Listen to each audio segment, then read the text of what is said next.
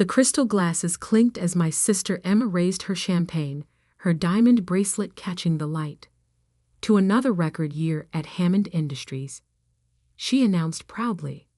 Our family erupted in cheers, their voices echoing through the marble-floored dining room of my parents' mansion.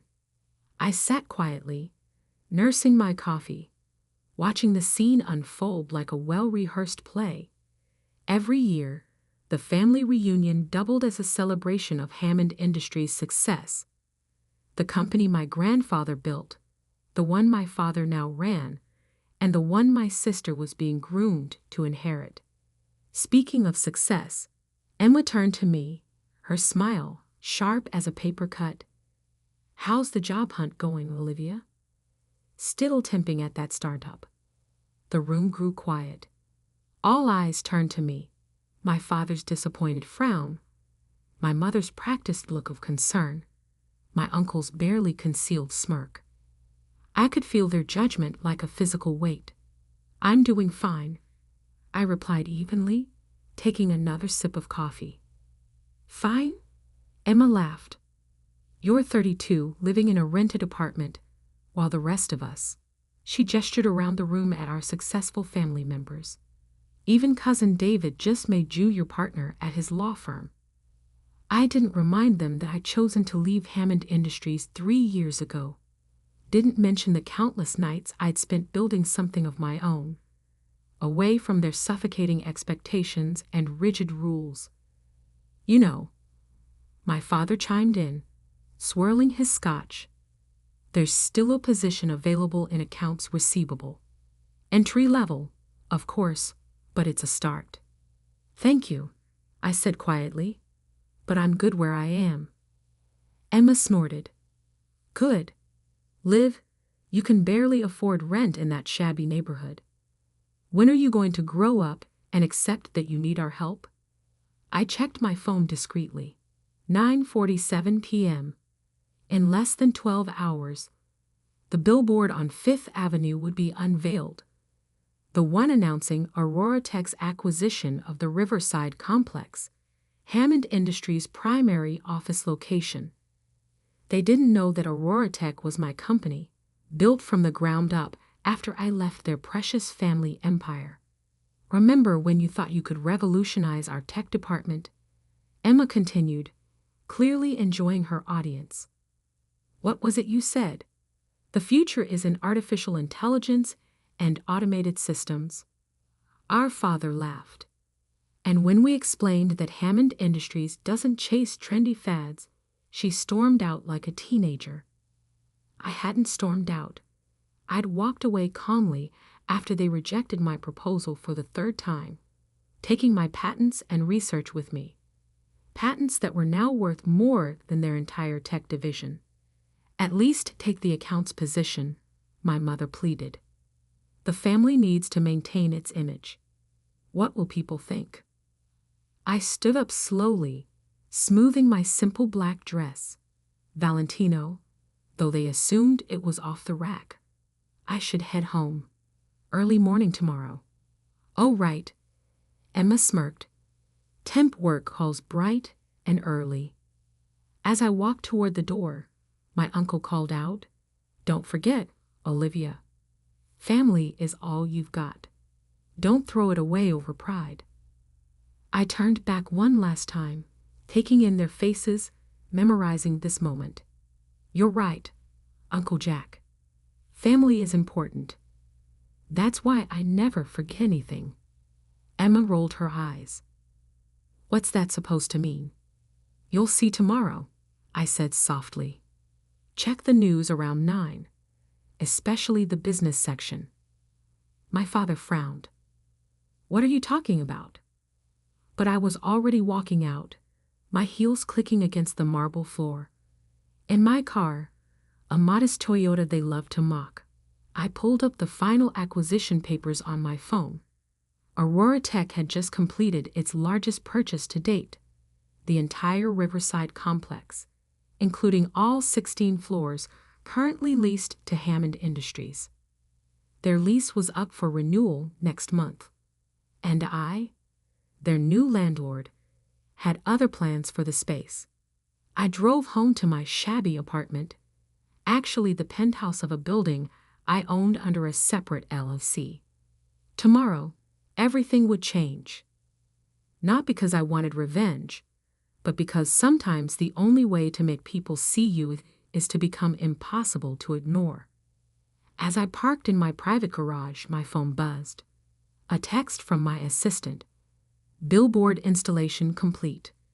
All set for tomorrow's unveiling.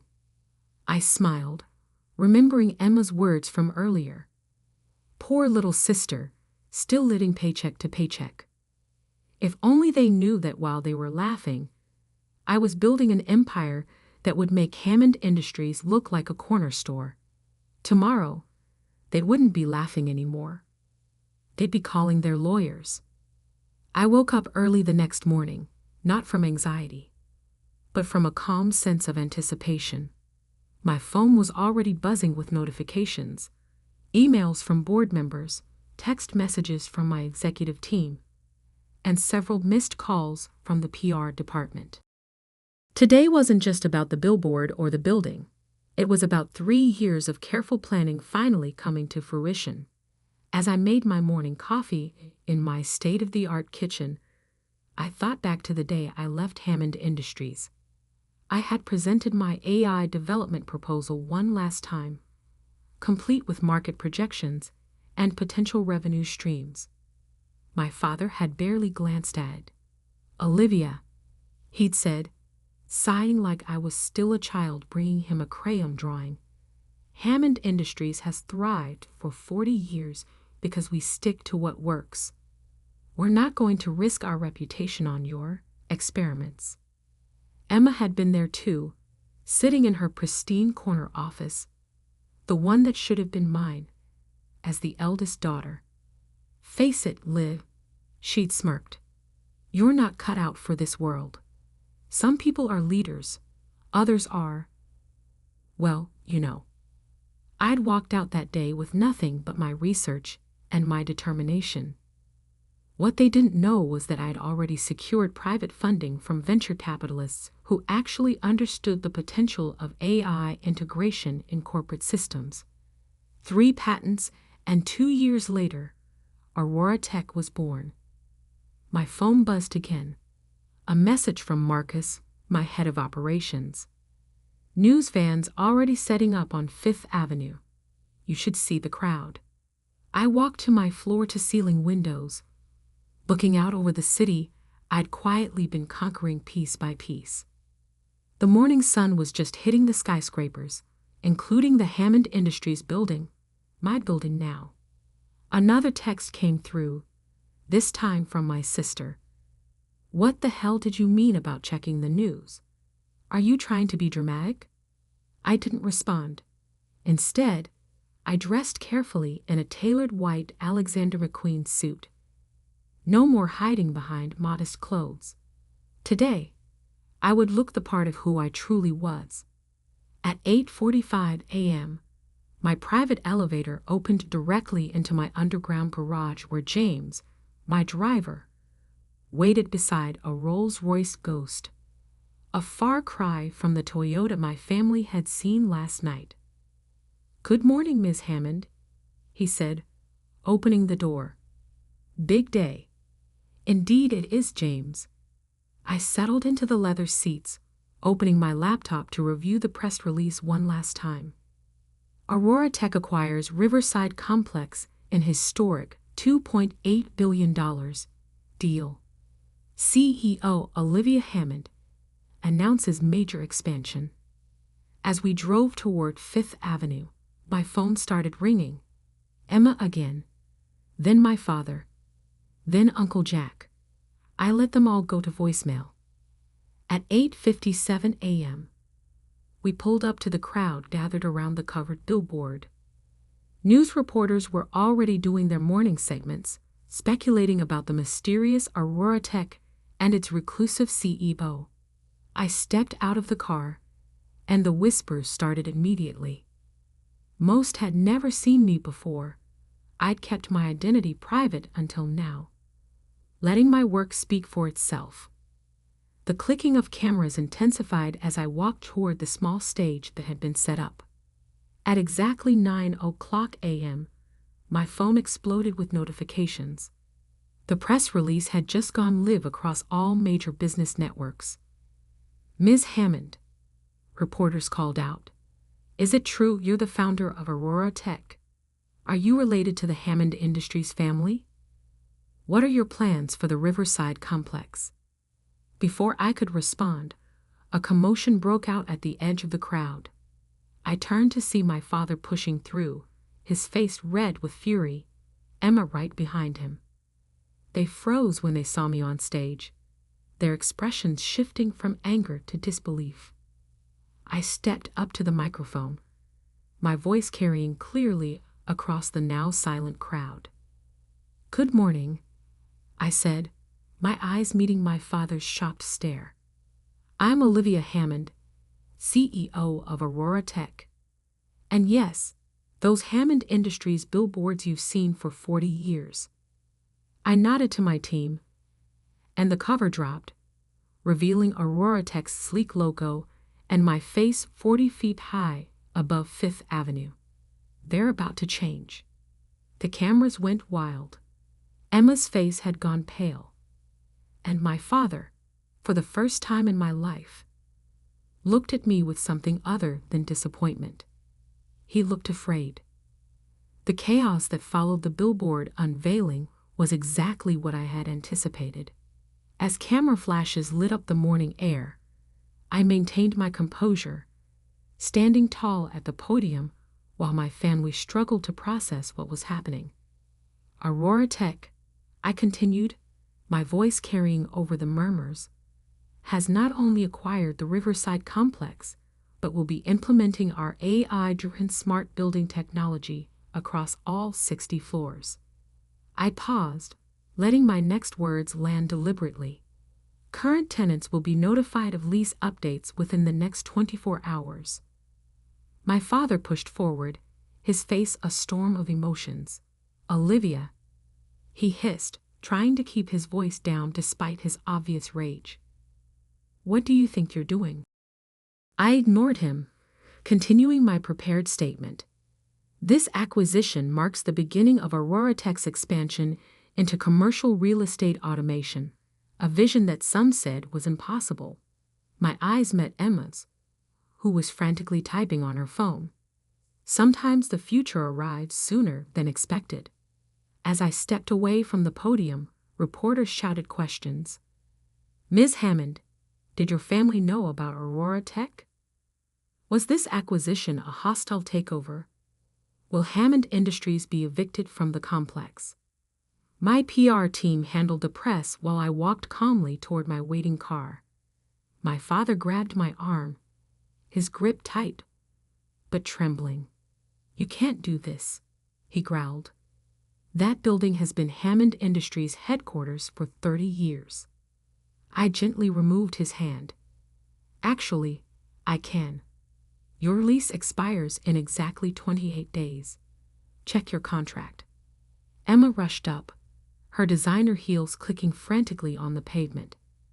"This is insane. You're trying to destroy everything our family built." "No," I replied softly. "I'm showing you everything you refuse to build." I turned to my father. "Remember that AI proposal you dismissed? The one you called a trendy fad? Aurora Tech's market valuation hit $12 billion last quarter. That's 3 times Hammond Industries' worth." His face went ashen. "12 billion? The meeting to discuss your lease renewal is at 2 p.m. today," I said, checking my watch. "Don't be late. I have other potential tenants interested in the space." As I slid into my car, Emma banged on the window. "You can't just walk away. We're family." I lowered the window slightly. "Funny. That's exactly what I said 3 years ago when you all laughed me out of the building." I nodded to James. "That will be all."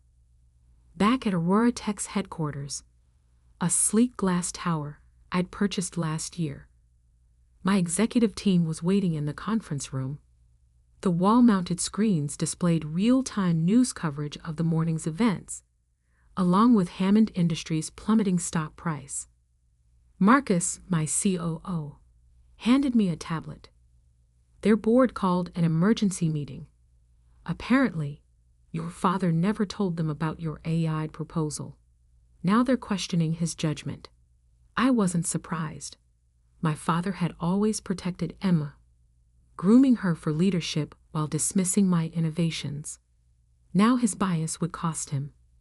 There's more, Sarah, my head of legal, added. We've received calls from 3 other major tech firms. They want to discuss partnerships now that Aurora's gone public. I sat at the head of the table, remembering all the times my family had made me feel small for daring to think differently. What's the status on Project Phoenix? Marcus grinned. Ready to launch whenever you give the word. It'll make today's news look like a warm-up. Project Phoenix was what I'd been building toward all along. The Riverside complex was just the beginning. Aurora Tech had spent the last year quietly acquiring key properties and patents across the country. Properties that Hammond Industries depended on without even knowing it. My phone buzzed. A message from my mother. Please, Olivia. Let's talk about this. Your father's blood pressure. I set the phone aside. They'd had 3 years to talk.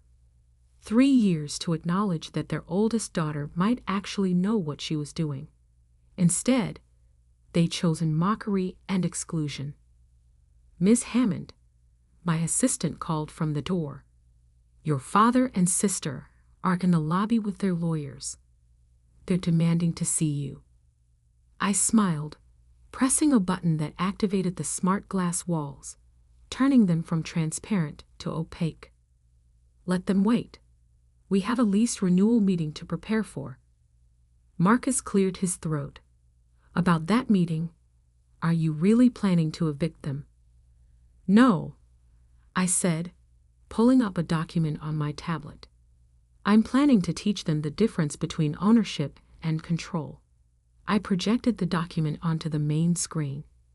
A detailed proposal for Hammond Industries' digital transformation, complete with AI integration and automated systems.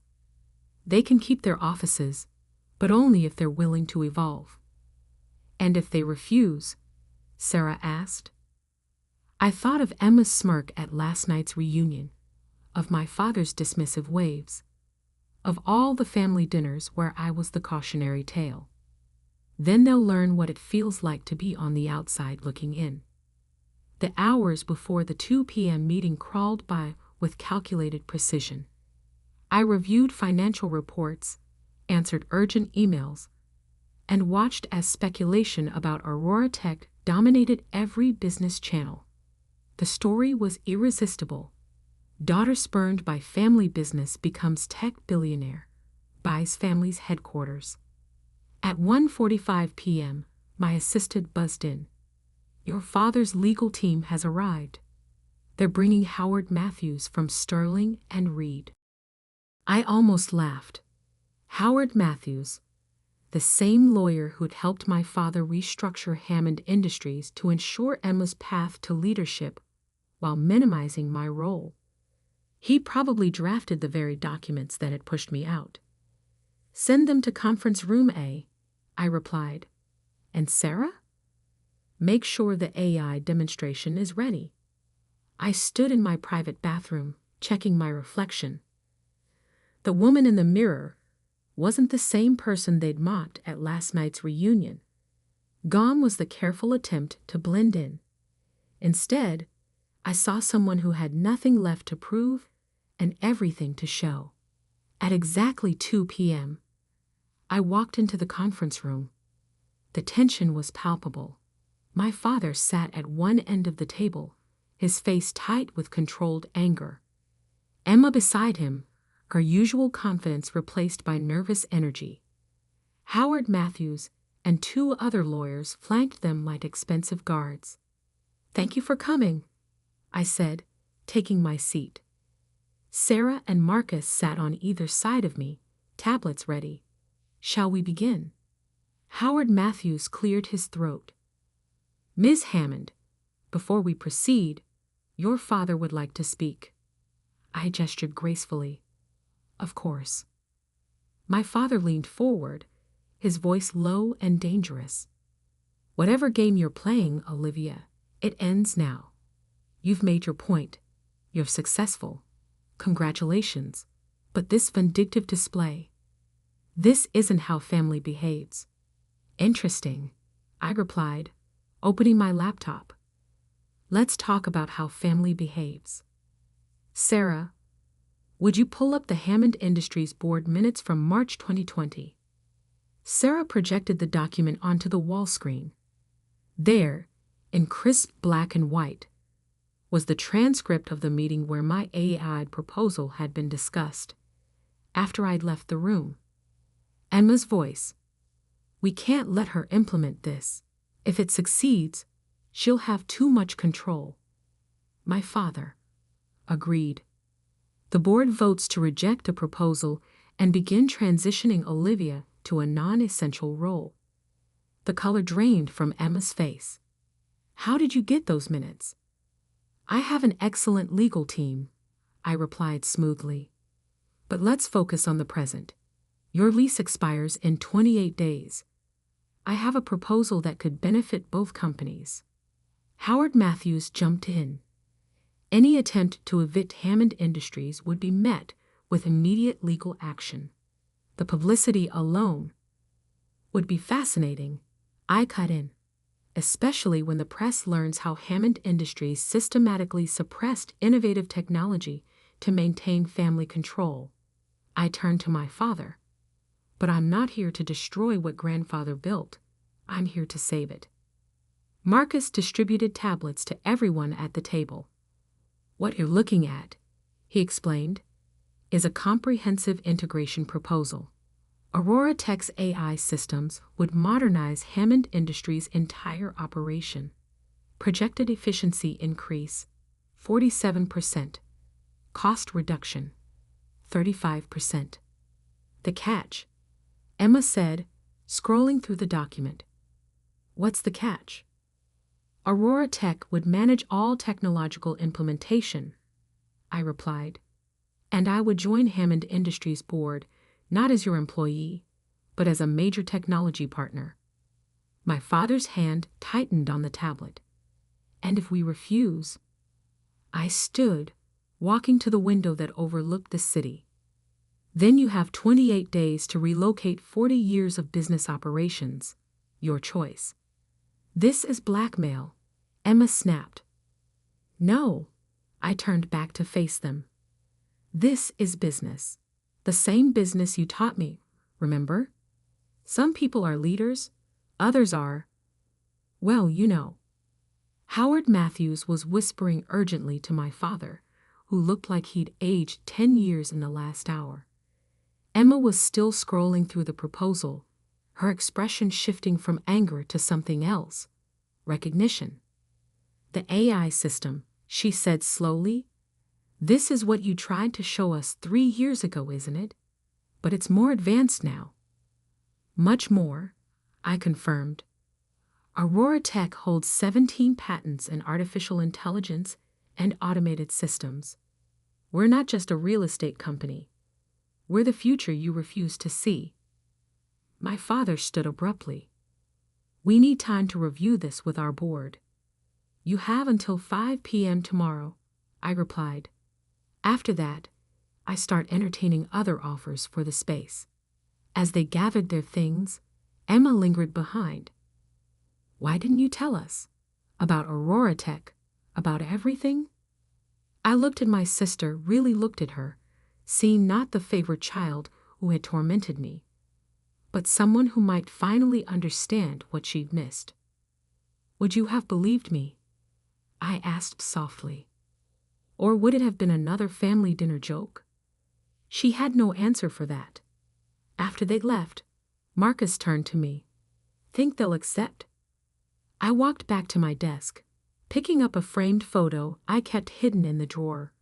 my grandfather on the day he founded Hammond Industries, young and full of dreams about building something that would last. They don't have a choice, I replied, and that's exactly what they need to understand. The next 24 hours unfolded like a carefully orchestrated symphony. Hammond Industries stock had dropped 18% by closing bell, while Aurora Tech's valuation soared. My phone was flooded with messages from relatives who had suddenly remembered my existence, cousins offering congratulations, aunts claiming they'd always believed in me, uncles wanting to discuss investment opportunities. I ignored them all. At my penthouse that evening, I sat on my terrace overlooking the city lights, a glass of wine in hand. My mother had tried to visit earlier, bringing my favorite childhood dessert like it could sweeten the bitter pills I'd forced them to swallow. I just don't understand, she'd said, standing in my marble foyer, taking in the obvious wealth she'd never noticed before. Why did you pretend to struggle? Why let us think you were less? Because, I'd replied, not inviting her further in, you needed to show me who you really were when you thought I had nothing. Now, as midnight approached, my phone lit up with a text from Emma. Can we talk? Just us. Please. I considered ignoring it, but something in me, maybe the last remnant of the sister I used to be, made me reply. The cafe on 73rd, 7 a.m. Sleep didn't come easily that night. I kept thinking about the day grandfather had handed over control to my father, how proud he'd been, how he'd always told us that Hammond Industries wasn't just a company, it was a legacy. Take care of it, he'd said, and take care of each other. We'd failed on both counts. The cafe was empty when I arrived, except for Emma sitting in a corner booth. No designer bag, no power suit, just jeans and a sweater like when we were young. She looked tired, human. You look different, she said as I sat down. I look like myself, I corrected. You're just seeing me for the first time. She stared into her coffee. The board met until midnight. They want to accept your proposal. Dad fought it, but after they saw the projected numbers, she looked up at me. You're not just successful, are you? You're brilliant. I always was, I said quietly. You all just decided I wasn't. Because you were different, she admitted. You saw things we couldn't. It scared Dad. It scared me. She pulled out her phone, showing me an article about Aurora Tech's rise. 17 patents? A revolutionary AI system. While we were mocking you at family dinners, you were building an empire. Now you know how it feels, I said, to discover your assumptions about someone were completely wrong. Tears filled her eyes. I was awful to you. We all were. And you just took it. Planned. Built. Why? I leaned back, remembering all the nights I'd worked alone, all the small victories I couldn't share, all the times I'd wanted to prove them wrong but waited until the proof was undeniable. Because success isn't about proving people wrong, I said finally. It's about proving yourself right. The board meets at 10, she said. They're going to accept your proposal, but they want changes. They want you more involved, not just as a technology partner. They want, she hesitated. What? They want you to co-lead Hammond Industries with me. Dad stepping down. I felt a strange tightness in my chest. And how do you feel about that? Terrified, she admitted, but also relieved. You were always better at seeing the future. I was just better at playing the game Dad created. My phone buzzed, a reminder about the 5 p.m. deadline. The game's changed, I said, standing. The question is, Are you ready to learn new rules? She stood too, squaring her shoulders. Teach me. Not as my superior, but as my sister. Please? I studied her face, searching for the mocking smirk, the hidden agenda, but found only sincerity and something else. Respect. The board meeting's in 2 hours, I said. Come to my office first. There's something you need to see. In my office, I showed her Project Phoenix, Aurora Tech's complete vision for the future of corporate automation. Her eyes widened as she understood the scale of what I'd built. This isn't just about Hammond Industries, is it? She whispered. You're changing everything. No, I corrected her. We are, if you're ready. She looked at me, really looked at me, perhaps for the first time in years. I am. And Liv, I'm sorry. For everything. I nodded, turning to the window.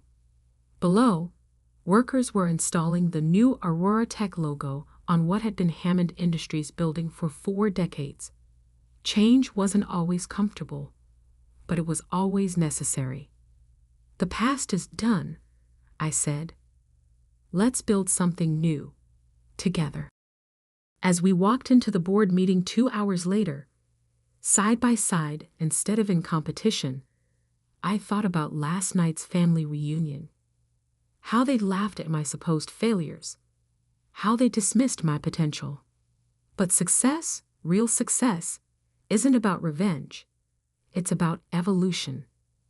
About becoming so undeniably excellent that those who doubted you have no choice but to see what they missed. And sometimes, if you're patient enough, smart enough, and strong enough, you don't just prove them wrong. You help them become better.